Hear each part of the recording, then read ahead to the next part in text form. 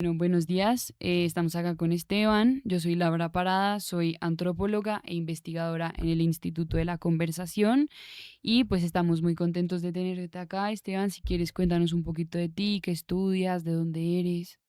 Bueno, mi nombre es Esteban Tobón, soy estudiante de segundo semestre de Derecho en la Universidad de los Andes, oriundo de Cali, Valle del Cauca, orgullosamente caleño, Ujú. y nada, llevo casi un año viviendo acá en Bogotá, estudiando en la universidad. Qué chévere, Esteban. Bueno, vamos a empezar con las preguntas. La primera es, ¿sientes que tu voz realmente cuenta cuando hablas de lo que pasa en la calle o en la universidad? Pues a ver, en la universidad, me parece que la universidad falla mucho en el tema en que la voz de los estudiantes muchas veces no es tenida en cuenta porque se asume directamente que el estudiante quiere favorecerse a sí mismo. Ujú. O sea, como que no se tiene en cuenta que la crítica que hace el estudiante es una crítica constructiva, sino que muchas veces se toma a la mala, me parece a mí, cuando uno habla con los directivos de la universidad, cuando uno habla con los profesores, muchas Mm. veces yo siento esa predisposición de que no es una crítica constructiva, sino que va directamente a beneficiarlo a uno. O sea, yo no sé, por una nota, porque uno no es perezoso, cosas así, me parece a mí en cuanto a la universidad. Y en la calle siento que hay un ambiente muy de polarización, por Ujú. tanto a muchas personas de pronto nos da miedo o no nos sentimos cómodas hablando en la calle de política, Sí. porque de hecho, por ejemplo, yo participo activamente en política en el Valle del Cauca Ok. y en sitios como la ruralidad del Valle del Cauca uno sí siente mucha tensión en esos temas porque sí involucran actores armados. De pronto no es tanto como en Bogotá. En Bogotá de pronto hay una libertad y una expresión que uno puede ejercerla libremente, pero por ejemplo en la región no es tanto así. Ujú. ¿Y tú perteneces a algún grupo, como de consejos de juventud en Cali o algo? A una organización partidista en Cali, sí. Ok. Y, ok, ¿nos quieres contar un poco acerca de eso o prefieres? Pues en el Valle yo empecé con el concejal Juan Felipe Murgueitio, Ujú. que él es concejal actualmente del Centro Democrático. Más también aquí en Bogotá yo ayudé en la campaña de Juan Carlos Pinzón a la presidencia. Estuvimos ahí activos en esa campaña. Ahorita estamos moviendo la estructura hacia la campaña de Paloma Valencia, Ok. a quien nosotros queremos y aspiramos que llegue a la presidencia.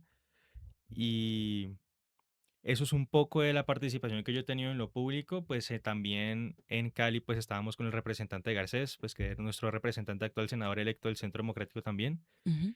y con el senador Carlos Arán Jiménez, que también es un gran apoyo de Juan Carlos Pinzón, y nosotros estuvimos ahí trabajando de la mano un poco en todo ese tema electoral ahorita antes de la gran consulta. Vale.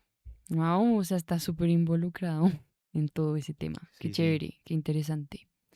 Y bueno, siguiendo a eso, vamos entonces con la segunda pregunta, y que justamente es sobre cómo estos procesos electorales, y es a ti qué te genera más desconfianza de los procesos electorales en Colombia.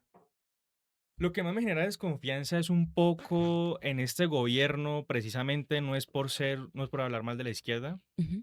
porque yo pienso que todos tenemos un espacio para hablar y comunicarnos, pero siento que en cuanto a la contratación pública que se hizo antes de la ley de garantías, que se crearon más de 8.000 empleos nuevos en lo público, eso para mí fue un atentado directo hacia la democracia, porque tú contratando tanta gente, ¿por qué lo haces justamente meses antes de que dejes el poder?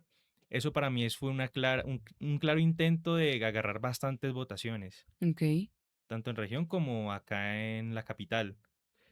Lo que más desconfianza me genera es ese aspecto de que tenemos un candidato muy fortalecido por las mismas estructuras del gobierno y eso es algo muy difícil con lo que competir.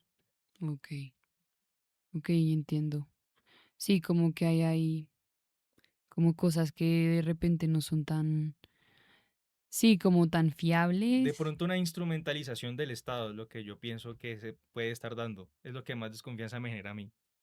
Ok, entiendo, entiendo. Eso es algo que sí, que puede causar como un poco de miedo también. Y siguiendo a eso, ¿tú sientes que las campañas políticas te hablan a ti o le hablan a un público que no existe? Yo siento sinceramente que pues también depende de la campaña política, obviamente. Ujú. En general yo siento que las campañas políticas le hablan a un ciudadano O sea, van enfocadas a un ciudadano en específico.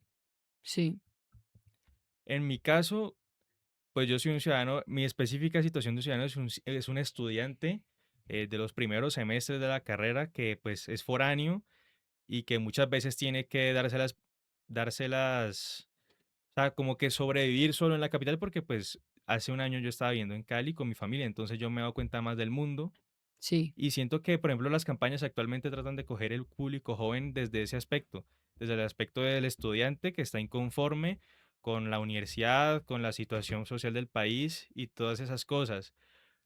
Más aún así siento que van muy directas hacia aquel que está con una inconformidad profundamente social y no tanto en lo técnico.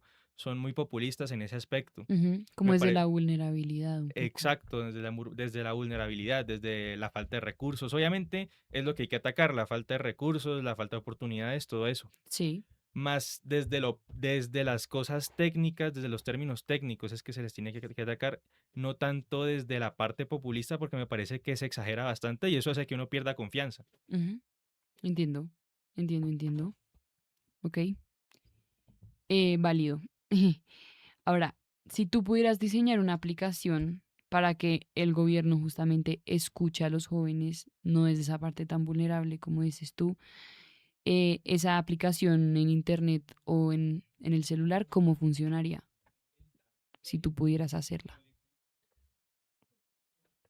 Me parecería a mí que primero que todo sería un tipo de, o sea, tú estás diciendo como un sitio web para que los jóvenes participen diciendo sus inconformidades. Sí, algún mecanismo tecnológico que tú quisieras diseñar o como que pensarías pues muy por encima, ¿no? Pues porque no es como que sea una propuesta así totalmente diseñada, pero algo que de repente para ti funcione, que esté como en, sí, como en un sitio web, en una aplicación que se pueda descargar al celular, al computador. A mí me parece que tal vez lo que falta en ese tipo de mecanismos que tiene el gobierno es que uno lo hace muy solo.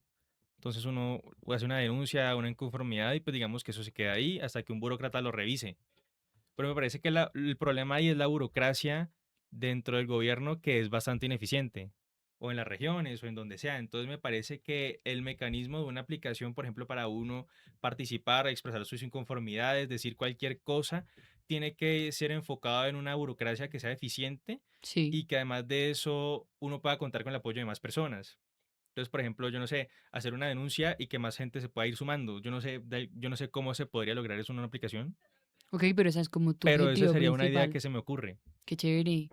Sí, como que de repente más gente esté como involucrada en eso y que se puedan como marcar esos apoyos Sí, más. también para ejercer la presión, porque pues la burocracia uno sabe que es muy lenta y se demora bastante tiempo. Ujú, algo que agilice el proceso. Exacto.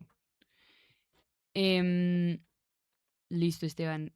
Bueno, sigamos con la siguiente, que es, ¿tú crees que votar es una herramienta real de cambio o solo es un trámite?